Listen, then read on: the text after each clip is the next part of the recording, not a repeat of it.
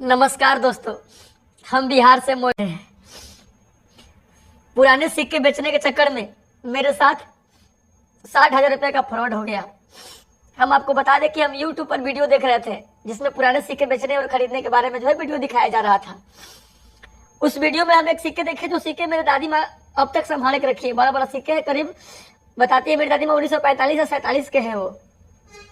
तो फिर हमने कमेंट बॉक्स में नंबर देखा और नंबर देखने के बाद भैया हम कॉल किए उसको।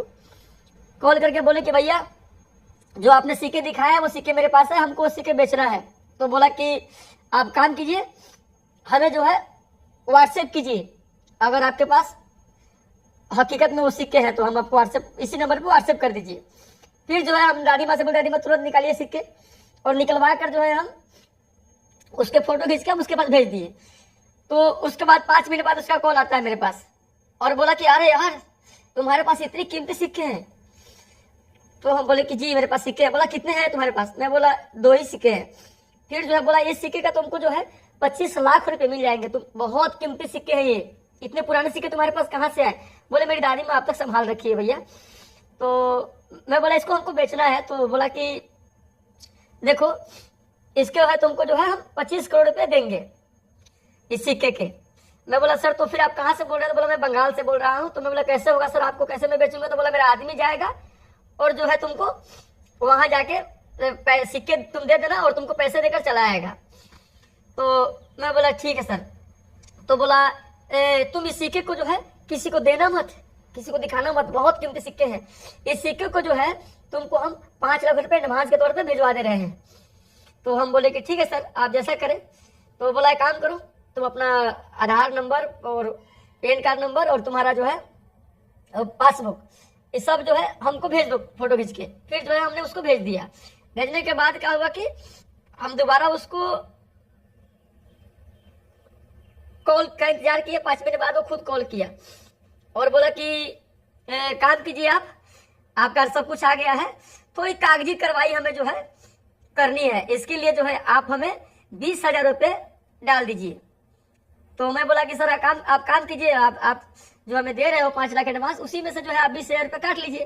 तो वो बोला कि ठीक है देखते हैं। फिर कॉल काट दिया और उसके बाद फिर कॉल कर रहा है 2 मिनट बाद और बोला कि देखिए ये ऐसा नहीं हो सकता है, हमारे कंपनी के नियम के खिलाफ है, आपको 20,000 देने होंगे, क्योंकि कुछ कागजी कार्रवाई होते हैं, वो करने के बाद ही हम आपको ये सिक्के आपसे हम खरीद सकते हैं और आपको हम पैसे आपको अकाउंट में ट्रांसफर कर सकते हैं। आप 20,000 रुपये पहले आप दो, तभी आपको हम 5 लाख रुपए देंगे। आपको 5 लाख मिल रहे हैं ना, आपको देने में क्या दिक्कत है? तो फिर मैं बोला चलो बीसी का बात है ना, 5 लाख तो आ ही रहा है। फिर हम कहा कि भैया कि 20,000 रुपया उसके अकाउंट में हम ट्रांसफर कर दिए अपने फोन पे से। आपको हम दिखा देंगे अपने फोन पे का पूरा स्टेटमेंट। तो उसको भेजने के बाद वो बोला ठीक है आपके अकाउंट में चले आएंगे, 5 लाख रुपए चले जाएंगे। फिर 5 मिनट के बाद वो फोन नहीं किया, बोला 5 मिनट आपको पैसे चले जाएंगे। फिर हम आधा घंटा बाद उसको कॉल किए।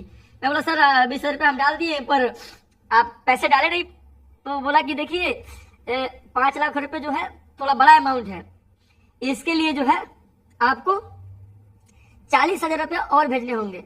मैं बोला सर आप क्या बात कर रहे हो, इतने पैसे की बात कर रहे हैं आप? सर आप पहले बोले कि 20,000 में सब हो जाएंगे। तो फिर आप वो बोला कि देखिए अगर आप नहीं भेजते हो तो फिर आपको वो भी 20,000 रुपये आपको चले जाएंगे। आप सोचो आपको 5 लाख रुपए तो एडवांस में मिल रहा है और सिक्के के मेरा आदमी जाके आपको वहां पर इतनी बड़ी रकम में आपको 25 लाख रुपए आपका सिक्का दिख रहा है और आप 40,000 देने में आप संकोच कर रहे हो।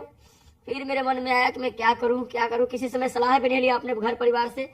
फिर हम बोले यार चलो 5 लाख तो आ ही रहा है, मेरे पास भैया पुरानी एक गाड़ी था, उसको हम 20,000 रुपये बेच दिए और 20,000 रुपया एक अपने दोस्त से कर्जा लेकर, पैसा लेकर, मतलब हम उसको पैसा हम ट्रांसफर कर दिए।